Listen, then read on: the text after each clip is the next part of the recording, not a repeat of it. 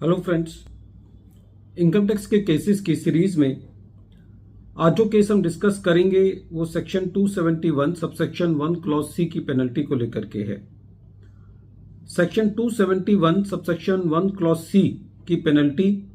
दो कारणों से एसएससी पर लगाई जा सकती है। पहला, या तो एसएससी ने कोई अपने पर्टिकुलर्स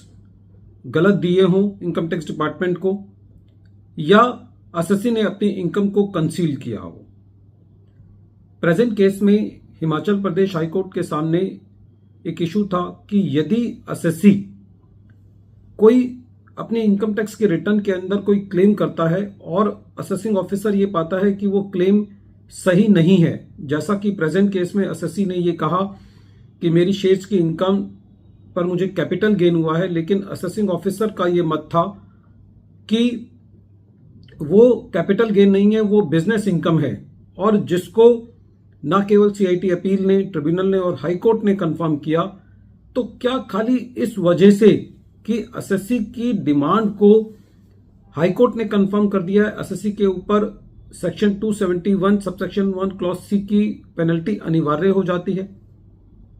यही issue Himachal Pradesh high court ने अपने case principal commissioner of income tax versus Ankita deposits and advances private limited के केस में डिसाइड किया। यह केस 483 आईटीआर पेज नंबर 458 पर रिपोर्ट हुआ और इस केस का जजमेंट 9 नवंबर 2023 को आया। प्रेजेंट केस असेसमेंट ईयर 2002-2003 से रिलेटेड है।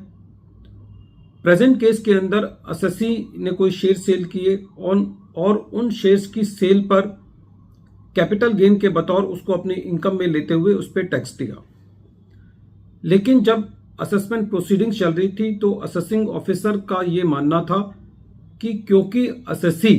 शेयर्स में ट्रेडिंग करता है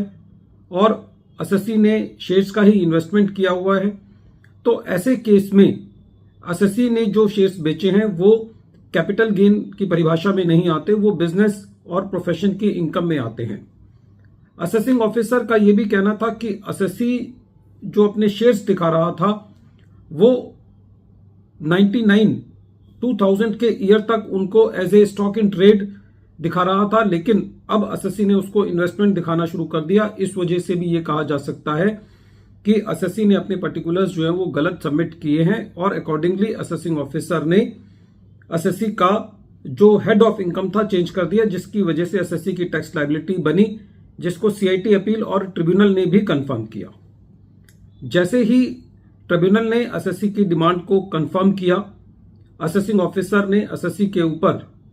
furnishing of inaccurate particulars section 271 subsection 1 clause C की पेनल्टी लगाई।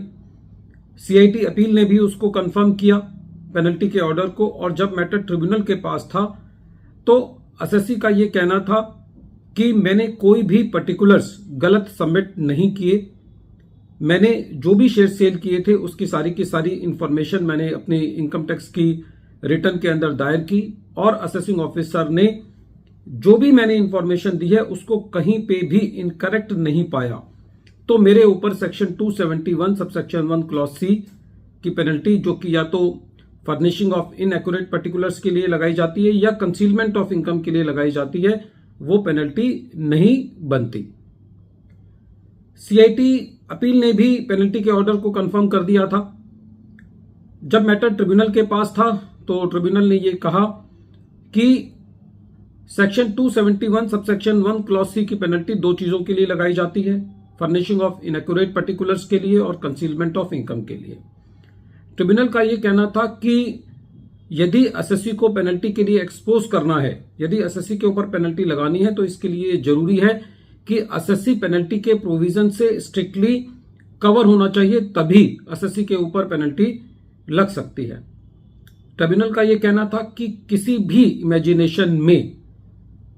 यह नहीं कहा जा सकता कि यदि एसएससी ने कोई इनकरेक्ट क्लेम किया है जिसको असेसिंग ऑफिसर ने गलत पाया, तो खाली इनकरेक्ट क्लेम करने से यह नहीं कहा जा सकता कि एसएससी ने कोई गलत पर्टिकुलर्स फर्निश किए हैं या अपनी इनकम को कंसील किया है। तो ऐसे केस में जब एसएससी ने जो भी फैक्ट्स दिए थे वो गलत नहीं पाए गए और एसएससी ने अपनी सारी इंफॉर्मेशन अपने इनकम टैक्स के रिटर्न में दी थी, तो खाली इस वजह से कि असेसिंग ऑफिसर ने उस इनकम के हेड को बदल दिया, जिसको हाईकोर्ट ने भी कंफर्म किया, खाली इस वजह से एसएससी के ऊपर पेनल्टी नहीं लगाई जा सकती और ट्रिब्यूनल ने पेनल्टी को डिलीट किया, जिसको हाईकोर्ट ने भी कंफर्म किया। हाईकोर्ट का भी यही कहना था कि प्रेजेंट केस में एसएससी को इस चीज के लिए एक्यूज नहीं किया जा सकता